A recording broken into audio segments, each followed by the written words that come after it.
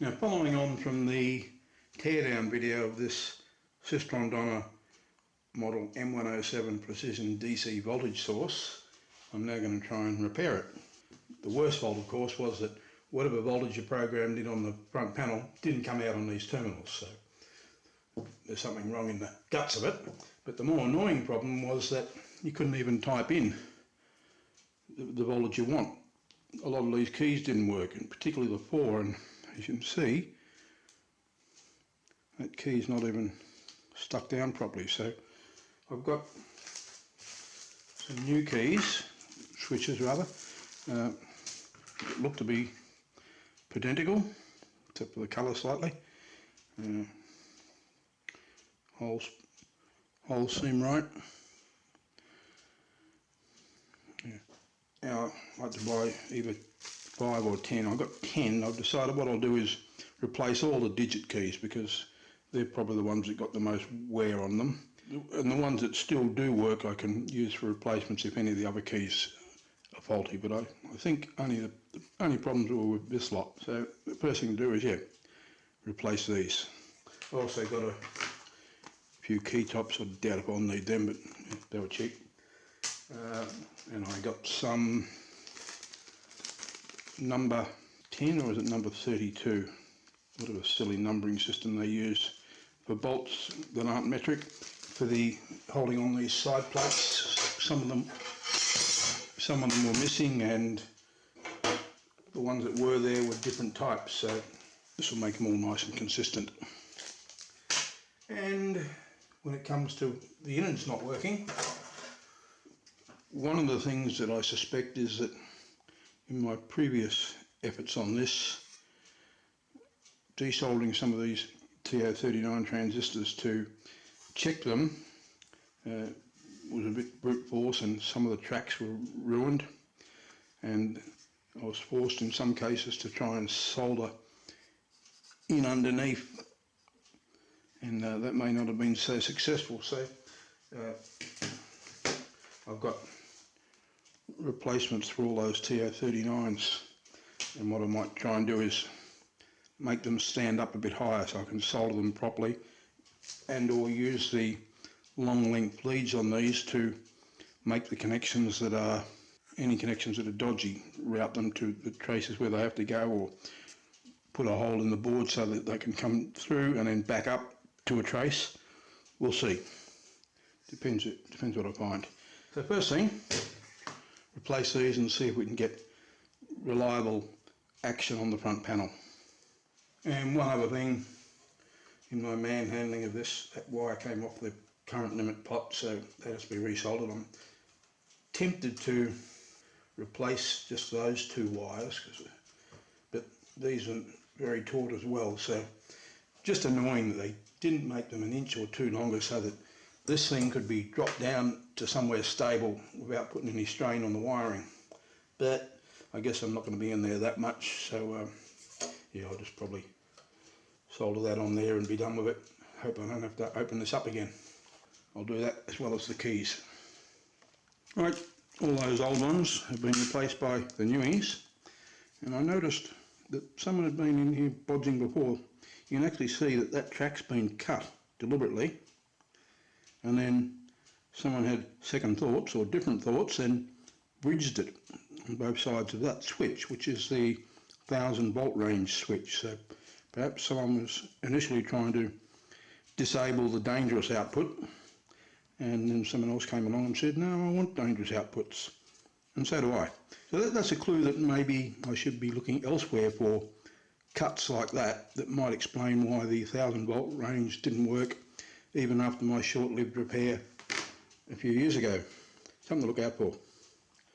Okay, here it is with the new switches installed, the front panel back on. I've soldered the connection to the current limit trim pot. I've left the high voltage board alone, haven't done anything with the transistors on that yet. The internal and external covers are still off. There should be enough clearance, but I've whacked a block of wood in there just to make sure that it's a little bit off the top of this. Note to self and anyone else, these ribbon cables, the 3 large ones, the 40 pin ones or 34 or whatever they are obvious which way around they go, but The smaller one there is a bit ambiguous. Well, the ribbon cable goes towards the middle of the board, so on this side it goes down, on the two at the bottom it comes up. So let's see if I've stuffed anything up. Got the HP down there switched on again, connected, and let's turn on some power and look out for sparks. This is still a bit dicky, I don't like that. Probably think it's the switch itself, but yeah, for now, it's what we expect. Do the digits work? 1, 2, 3, 4, 5, 6. Okay, we just do one digit alone. 1, 2, 3. One digit alone. 1, 2, 3, 4, 5, 6, 7, 8, 9, 0. Good. So we should be able to say 1, 2, 3, 4, 5, 6, 1 volt, and take it out of standby so it goes to the meter plus, and we got, can you see that? 0.97, so not right. 0.97 volts, not correct. Tried 10 volt range, relay switch goes up by 10. It seems like the feedback circuit and the whole high voltage amplifier parts seem to work. These switches control the relays which switch in different feedback resistors. So to change the gain of the amplifier, 100 volts, 91, we dare 1000, never did work. Yeah. Oh no, it's gone into standby again. Safety feature, plus, overload, whoa. Well, this is supposed to be able to take 1000. Alright, so what if we put in a lower voltage? Go back to one range and just say clear, 0, 0, clear sequential, 0, 0, 0, and output that. We get 1, 10, 100, hope that's visible, and we'll go to 1000, goes into standby, current limit's on, it's hard right too, plus 24, 1, in the 10 volt range, so we want 1 volt out, and current limit's on, take that off, and we're getting 25, which is not 1. 100 volt range, 0.2. Oh, that was millivolts. So 1 volt is giving us 24 millivolts, 25 millivolts, and 0.1 of a volt is giving us 2.4 millivolts, 2.5. So yeah, something's still dicky in there. I guess the thing now to do is to check the output of those FETs on the where the digital side communicates its PWM signal to the analog side. There's a couple of FETs following a flip-flop. We just got to check the output of those flip-flops. Yeah, check that, see that they're toggling properly, and then look at the output of the flip-flop, the FETs, and see if the voltage goes up and down as we change the values here. I suppose the first thing to do is check some voltages. So got the meter there, and look at my scribblings here. Do the nasty stuff first. There's a 3 resistors in series across the high voltage to the 1500 volts. It's actually 1400 according to the schematic. So I can't measure the 1500 directly with this meter, but I can measure 2 points along that divider. So here should be 1/3 of 1400, which is probably pretty close. And here should be 2/3, 954, 56, 957, and the other one was 472. The 140 volts, that's a bit high at 158. There's a few others around the place. Minus 15 is, no, that's not, oh, sorry, plus 15. Oh, sorry, plus 15. I was measuring the other voltages, the lower ones, and they were all out a fair bit till I realised that I was measuring them relative to the high voltage common over here, and I should have been measuring them relative to the analog ground, symbol, the ground symbol with an A in it, as opposed to the signal ground, which is a ground symbol with an I in it. But yeah, so we've got minus 20 there and plus 24, and then they form plus 15A and B and minus 15A and B. So we'll check those. Readable there. Minus 20 is, that's pretty good. Plus 24, pretty good. And I'll put foam over all the 140 volts and 1500 volts for safety. So they were good. That's there and there. Then going into these regulators, plus 15A, much better than what I was getting before. Minus 15A, good. Minus 15B, good. And minus 15A I think is over here. Need some light. Oh no, it's on that pin. Alright, so all those lower voltages are pretty good.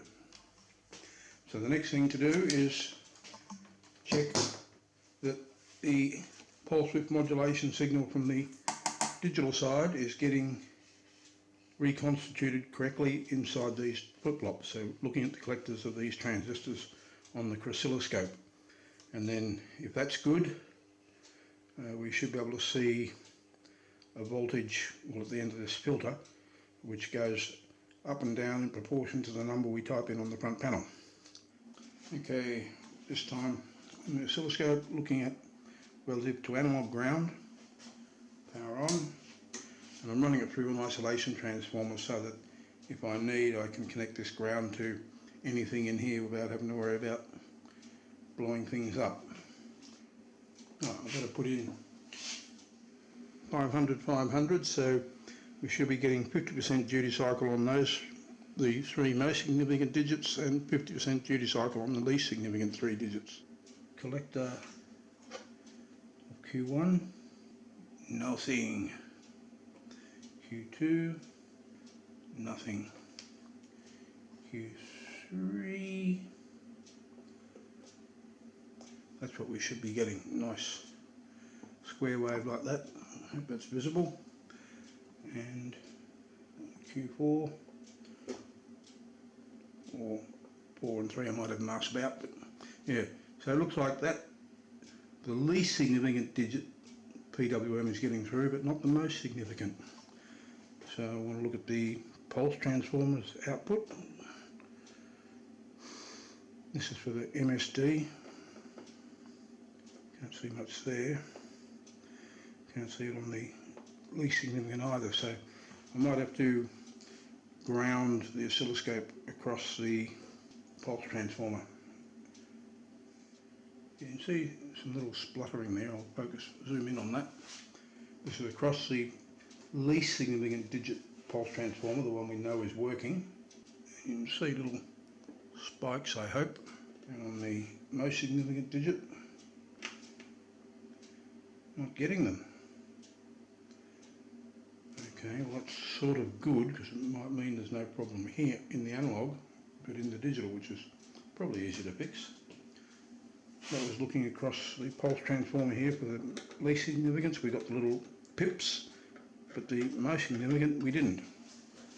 And we have got 500, so we should have been getting something there. So let's have a look on the digital side of the pulse transformers. Getting little pips. Not getting them here. Have a look into that. See if there's some reason why we haven't got toggling happening on that most significant digit pulse transformer primary. Okay, looking at the digital schematic, these 2 points here are the primaries of the pulse transformers going over to the analog section. They're driven by some 7404 inverters via 270 ohm resistors, and there's diodes going up to the plus 5 volt rail as well on both of them. U20, wasn't it? U20, yeah. SN7404. Because they are down the resistors and this chip are down the bottom of the PCB near the edge connector, it's a bit hard to get to. with an oscilloscope probe. Not impossible, but I figure it's the sort of thing I might want to look at regularly in the future should I ever need to repair this thing again. So I'm going to put in some semi-permanent connections to the outputs of those 4 drivers, and it looks like this. I've hot glued a header there, right angle, so the pins point this way instead of upwards where they might contact the case, and the ground wire on the 2 rightmost pins, and then 4 wires coming from the outputs of these U20 or 7404. There's the 4 270 ohm resistors. As you can see, they're right down there, so it'd be a bit hard to scope. And if I need to do any further investigating, I might just put another one of those over here, but rather than do the wires more permanently like that, I'll just have them loosed and just join them to wherever I need to investigate, and then when it's sorted, just disconnect those wires. But I'll leave this here, and I'll probably leave that connector there too for any future frolicking inside of this thing. Okay, let's plug it in and look at the signals. So there's my connections to the oscilloscope. I've also got high voltage protection of the high voltage amplifier board, 500, so both the MS most significant digits and the least significant digits pulse width modulation signals should be 50% duty cycle. Looking at the oscilloscope, this is for the least significant, and you can see that there's the 2 signals out of phase, and this sequential button seems a bit dicky too. I might have to replace him too, as well as the clear. It's gone out now. Now we're looking at this digit. If I put in 1, you can see the duty cycle will count up. 1, 2, 3. The duty cycle widens as I increase the value of that digit. 9, and 0 gives us nothing. If I go to the least significant digit of the least significant 3 digits and put in a 1, tiniest little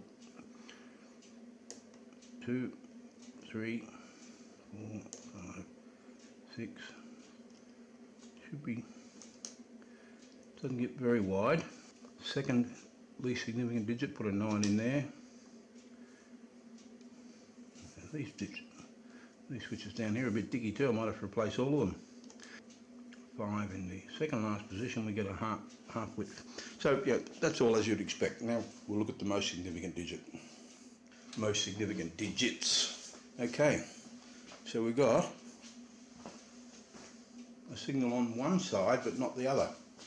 The one where we don't have a signal is channel 1, which goes to MSD. And it's high. Well, that's interesting. If you remember the previous diagram, there was a diode going from the MSD up to plus 5 volts. If that diode is shorted, that would explain this. We'll have a look. So this is the diode on the MSD bar line, and this is the one on the LSD bar line. So this is the one that might be under suspicion, and it, according to my little component tester thing, it reads this one as 2 back-to-back diodes. This is in circuit, of course, and it reads this one as just a single diode. Being connected to this chip might make it appear as 2 diodes, but then why doesn't this one also do that? It's a bit suspicious. And looking at the schematic, there's the MSD bar signal that is suspicious. It's always high, and that might be because this diode is pulling it up to 5 volts if the diode's shorted. Or it could be that U20, a 7404 inverter, is failed, or it could be because the thing that drives that has failed. But we are getting toggling on this Q bar signal out to the MSD not bar. So my suspicion is this or this, the 7404 or the diode. Now this diode is a bit of an unusual device, as it turns out. If we look at the parts list now, CR3 and 4, diode signals 70 volts for a strange part number. So if we look up that manufacturer code, we see that it's Hewlett-Packard, so they made their own diodes. Digging a bit further, we find that it's made by Agilent, which is now what Hewlett-Packard has become. And 5082-2800, that was the part number, but it's also the same as a 1N5711. But we see Element 14 no longer stocks them, but DigiKey does. So $4.16 for 10 of them. I think I'll get 10 from DigiKey, but just in case. I'm hoping it's not that diode, but it's this U20, because I've got them around here now. I can replace that if that's failed. So looking at the signal going into it and seeing if that's toggling or not. If that's not toggling, then something U7 or something back is broken, but I suspect it will be toggling. So it's either U20 or this diode has failed. We'll examine this signal here, the Q output of U7, and see what we get. I didn't even bother another header up there, I just tacked the wire on to pin 5 of, well, it's pin 5 on both chips actually, and just run it to the probe, and we can see here it is toggling. That's going from the U7 to U20, the flip-flop to the inverter, and we're getting toggulations. So that means either that inverter is busted or that diode's causing a problem. Now why did they pick that diode? It's being so unusual. It's a 70 volt Schottky, which is pretty high voltage for a Schottky.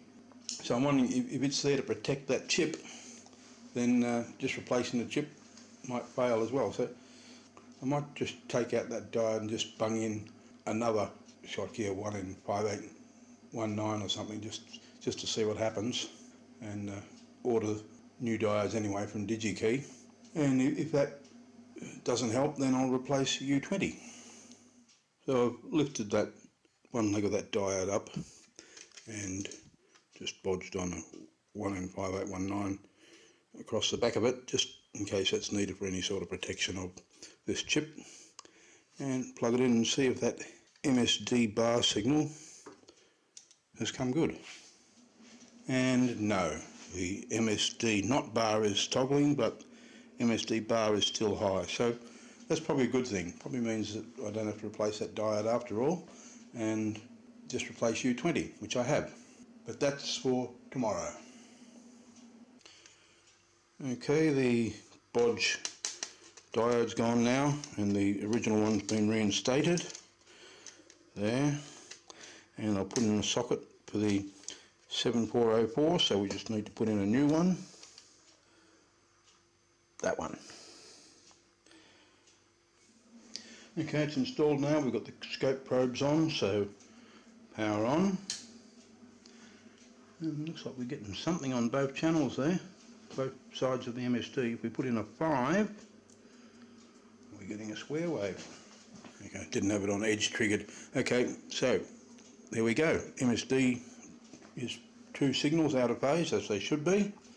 Just try bunging in different numbers. 1, yep, 2, 3, 4, 5, 6, 7, 8, 9, 10. Good. I'll just check that the MSD, the least significant digits signal is still good, because it went through the same chip. And then we'll see if volts are now coming out of this correctly. 5, 1, 2, 3, 4, 5, 6. So least significant digits is also good. Great. Let's stick a meter on it. Right, this is with no warm up on Hyper Machine. So power on. 1. Oh, I'm just going to turn on the output. 1, 2, 3, 4, 5, 6. Not far off, is it? That's on 1 volt range, I believe. Yep. 10 volt range. I've only got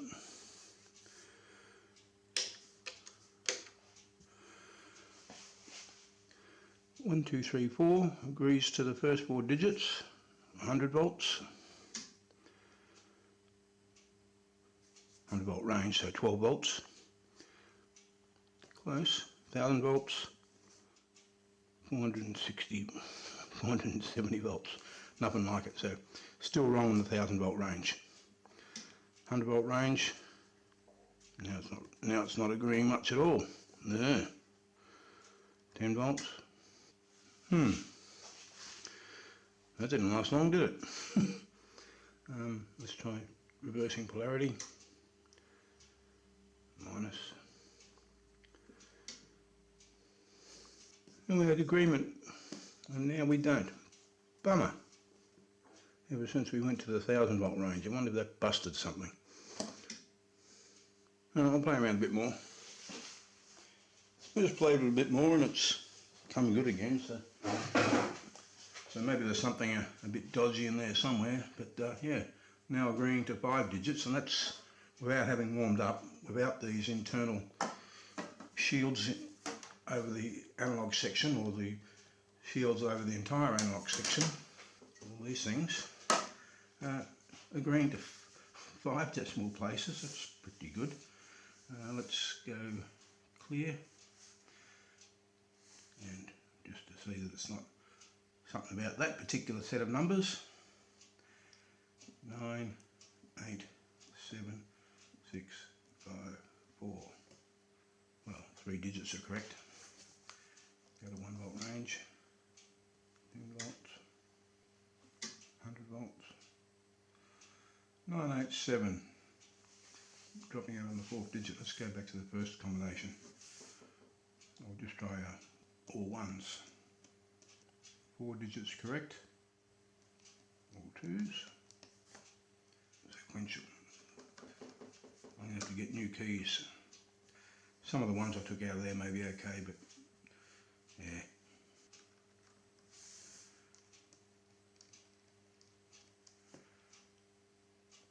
Only 3 digits correct.